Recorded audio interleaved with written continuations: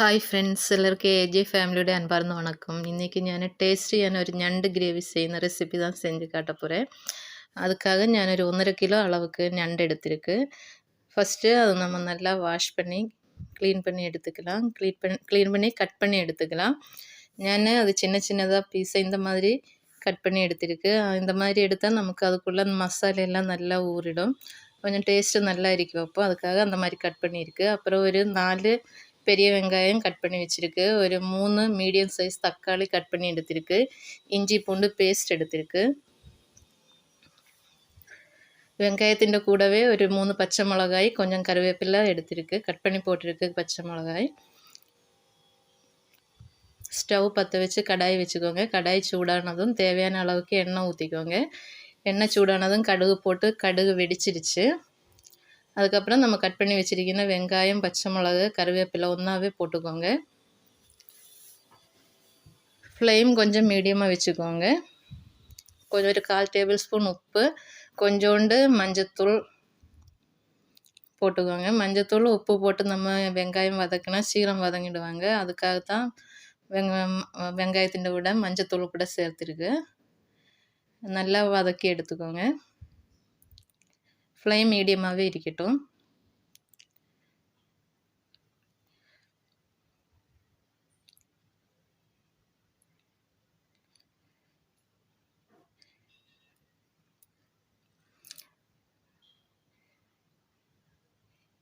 இந்த அளவுக்கு கொஞ்சம் அப்படியே நம்ம வதக்கிட்டே இருக்கணும். இந்த அளவுக்கு வதங்கின பிறகு கொஞ்சம் நல்லா வதங்கின பிறகு தான் நம்ம இஞ்சி பூண்டு பேஸ்ட்டு போடേണ്ടത്. அது பாருங்கள், இப்போ நல்லா வதங்கியாச்சு. இஞ்சி பூண்டு பேஸ்ட்டு போட்டுக்கலாம். ഞാൻ இதுக்கு ஒரு 10 பல்லு பூண்டு, ஒரு பெரிய துண்டு இஞ்சி, ஒரு டீஸ்பூன் சோம்பு, ஒரு டீஸ்பூன் மிளகு இவ்வளோ போட்டு மிக்ஸி இதெல்லாமே ஒன்றா சேர்த்து அரைச்ச பேஸ்ட்டு தான் போட்டிருக்கு. நீங்கள் தனித்தனியாக கூட போட்டுக்கலாம். அது கூடவே ஒரு 2 டேபிள் ஸ்பூன் மிளகாய்த்தூள், 1.5 டீஸ்பூன் தனியாத்தூள், ஒரு 1/4 டேபிள் ஸ்பூன் மஞ்சத்தூள் இவ்வளோ ஒன்றா போட்டுக்கோங்க. போட்டுட்டு இந்த தூள் மட்டும் இதே மாதிரி மிக்ஸ் பண்ணி எடுத்துக்கோங்க. இதே மாதிரி மிக்ஸ் பண்ணிய பிறகு நம்ம வதக்கி வச்சுருந்தோம்ல, அதை வெங்காயம் எல்லாமே சேர்த்து இதே மாதிரி மிக்ஸ் பண்ணிக்கோங்க. அப்போ ஒரு கொஞ்சம் கிரேவிக்கு கொஞ்சம் நல்ல ஒரு ப்ரௌன் கலர் கிடைக்கும். அந்த மாதிரி பண்ணியல. அதுக்கப்புறமா நம்ம கட் பண்ணி வச்சுருக்கிற தக்காளி போட்டுக்கலாம். அது கூடவே சேர்த்து எல்லாம் சேர்த்து இதே மாதிரி நல்லா மிக்ஸ் பண்ணிக்கோங்க. ஃப்ளேம் லோவில் வச்சு தான் நான் ஃபஸ்ட்டு இது தூளெல்லாம் போட்டது. இப்போ ஃப்ளேம் மீடியமாக வச்சுட்டு நம்ம ஒரு மூடி போட்டு கொஞ்சம் நேரம் அப்படியே வேக விடுங்க. பாருங்கள், இப்போ கொஞ்சம் நல்லா தக்காளி வெங்காயம் எல்லாமே ஒரே மாதிரி நல்லா மிக்ஸ் ஆயிடுச்சு.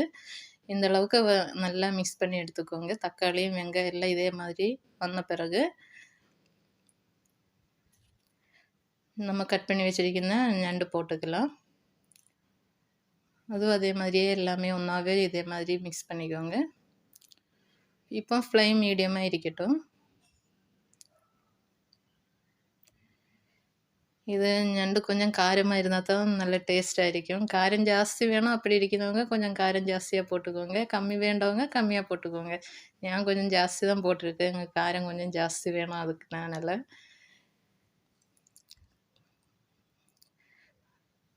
ഇത് ഞണ്ടിൽ നമുക്ക് தேவையான தண்ணி இருக்கும் அது வேவதுக்கான. ഞാൻ கொஞ்சம் சுடு தண்ணி கூட இது கூடவே, நிறைய தண்ணியெல்லாம் தேவைப்படாது வேவதுக்கு. கொஞ்சம் சுடு தண்ணி அது கூடவே ഞാൻ இப்போ ஒரு அதுக்கு தேவையான உப்பு போட்டிருக்கு.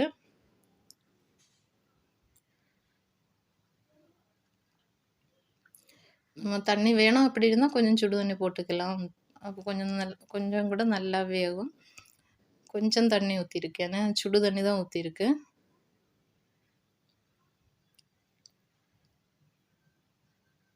எல்லாமே நல்லா மிக்ஸ் பண்ண பிறகு திருப்பியும் கொஞ்சம் நம்ம ஒரு மூடி போட்டு ஒரு 10 மினிட்ஸ் அப்படியே வேக விடலாம்.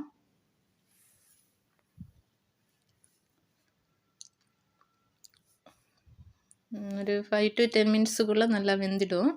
10 மினிட்ஸ் ஆயிடுச்சு. நம்ம பாருங்கள் நல்லா வெந்துடுச்சு. நம்ம ഞண்டு. அது கூடவே நான் ஒரு டீஸ்பூன் கரம் மசாலா போட்டிருக்கு. அது லாஸ்ட்டு தான் போடணும். அப்போ தான் அந்த ஸ்மெல்லு நல்லா தூக்கலாக இருக்கும். இப்போ நம்ம கிரேவி எல்லாம் நல்லா ரெடி ஆயிடுச்சு. அந்த டைமில் தான் நான் கரம் மசாலா போட்டிருக்கு. ஒரு டீஸ்பூன் தான் போட்டிருக்கு. அதுவும் போட்டு இது கூடவே நல்லா மிக்ஸ் பண்ணிக்கோங்க. பாருங்க சூப்பராக இருக்குது கிரேவி. நண்டு கிரேவி எல்லோரும் ஒரு தடவை செஞ்சு பாருங்கள். லாஸ்ட்டு நம்ம கொஞ்சம் கொத்தமல்லி தழை போட்டுக்கலாம். அவ்வளோ டேஸ்ட்டாக இருக்கும். இது எல்லோரும் ஒரு தடவை செஞ்சு பாருங்கள். செஞ்சு பார்த்துட்டு எப்படி இருக்குன்னு மறக்காமல் கமெண்ட் பண்ணுங்கள், லைக் பண்ணுங்கள், ஷேர் பண்ணுங்கள். சப்ஸ்கிரைப் பண்ணாமல் இருக்கிறவங்க சப்ஸ்கிரைப் பண்ணுங்கள்.